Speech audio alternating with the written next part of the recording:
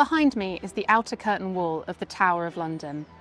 Along here once stood the North Bastion, built in 1848 to strengthen the tower's defences.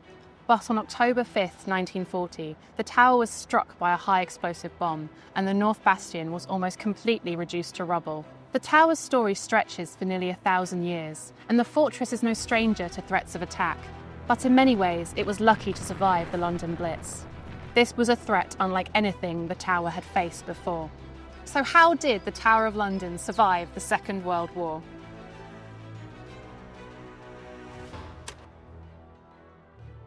By the 20th century, the Tower of London had welcomed visitors for hundreds of years. But the fortress had never formally dissolved its function as a garrison, prison, and execution site. During the First World War, the tower remained open to the public. However, the fortress also operated as a military store and a site of recruitment. Soldiers were stationed here throughout the conflict, and by 1916, 11 spies were executed at the tower by firing squad. Just over 2 decades later, the fortress once again faced war on an international scale. This time, the tower closed to visitors. Around the outbreak of the Second World War, valuable weapons and armour were removed from the White Tower, and the crown jewels were taken to a secret location, later revealed to be Windsor Castle. As the community prepared for life at war, the fortress was almost immediately recruited into the conflict. In September 1939, the east side of the Tower of London transformed into a prisoner of war collection centre, which occupied buildings like the officers' quarters, the old hospital block, the new armouries, and towers along the wall walk, such as the Salt Tower, here behind me. Prisoners, mostly from captured German U-boats, were brought to the tower for questioning before being transferred to other prisoner of war camps. However, there was more to these interrogations than meets the eye. After questioning, the prisoners were brought to shared cells. Here in the Salt Tower, the lower rooms were bugged with hidden microphones, each wired to a special M room on the top floor. Listeners recorded their conversations and gathered useful intelligence. By the end of 1939, the centre began plans to transfer to another site in North London, but more prisoners of war would find themselves behind the tower's walls. Perhaps the most famous was Deputy Führer Rudolf Hess. In May 1941, Hess undertook a solo flight to Scotland, where he was captured after bailing out of his plane and parachuting to land near south of Glasgow. Hess claimed that he wanted to negotiate a peace between Britain and Germany. However, any hopes he had were quickly dashed.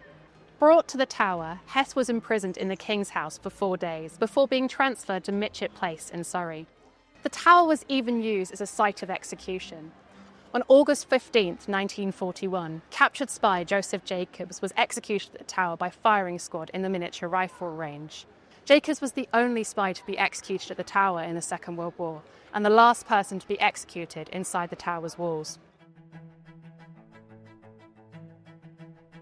Soldiers had been garrisoned at the tower for hundreds of years. With the fortress closed throughout the Second World War, parts of the tower usually reserved for the public were repurposed for the military. Here, in the White Tower, the empty galleries became the perfect place for troops to spend their downtime. This chamber, on the uppermost floor, was transformed into a theatre for plays and concerts, and the floor was chalked out as a badminton court. Other parts of the tower became a bar, a canteen, and even a library. The Holding Battalion Scots Guards, who were stationed here during the first few years of the war, also enjoyed evening classes, billiards, darts, and boxing matches, all much-needed distractions during wartime. The tower was not just made available to its garrison. From February 1940, tours were offered to so-called Dominion troops, such as soldiers from Australia and Canada. Tours were eventually offered to all Allied soldiers, particularly Americans, and the tower even welcomed services such as the Merchant Navy, nurses, and members of the Women's Land Army by the end of the war. The tower's moat was designed to defend the fortress from attack. During the Second World War, the moat not only helped protect the Tower of London, but even the surrounding community on Tower Hill. In September 1940, the RAF tethered a barrage balloon in the moat near the Byward and Middle Towers, one of many balloon sites spread across the city and beyond.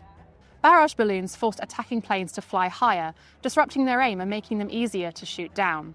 They were also important for morale as visible signs of urban air defence. But barrage balloon operation was heavy and dangerous work, carried out in all weathers and often right in the middle of air raids. The tower's balloon escaped its moorings 4 times by the end of 1940. Later in the war, the tower's balloon was taken over by the Women's Auxiliary Airforce. Despite doubts that women wouldn't be able to handle the job, by 1943 the WAAF operated over 1,000 balloon sites across the country. The moat wasn't just used for defence. Everyone was expected to do their bit for the war effort, and the Ministry of Agriculture encouraged communities to dig for victory and transform green spaces into allotments. The tower community joined their neighbours in the East End by planting crops like cabbages, carrots and runner beans near St Thomas's Tower in the southern moat. The Tower of London was built in what became the city's East End, located near the vital London docks and home to one of the city's poorest communities. East London endured some of the city's heaviest and most destructive bombing. Much of what is now Tower Hamlets was reduced to rubble, and thousands of people across London lost their lives. Early on, the British government tried to prepare the population for war. A blackout was enforced from September 1939, something the tower, with its many apertures and arrow slits, struggled to maintain after dark. In the end, one of the tower electricians would switch off power to the whole site on alert. Once the bombing started in late 1940, Yeoman Warders were advised to evacuate their families to the country, and many from the tower community volunteered as fire watchers. Basements around the fortress, including the White Tower, were used as air raid shelters. The tower took several direct hits during the Blitz, some of which narrowly missed the iconic White Tower. Even when buildings were left standing, eyewitness accounts reported shattered windows, collapsed ceilings, and doors hanging on their hinges. We can still find evidence of bomb damage around the tower today. On the night of September 22, 1940, a bomb landed here on number 3 and 4 casemates, which was home to some of the tower's residents.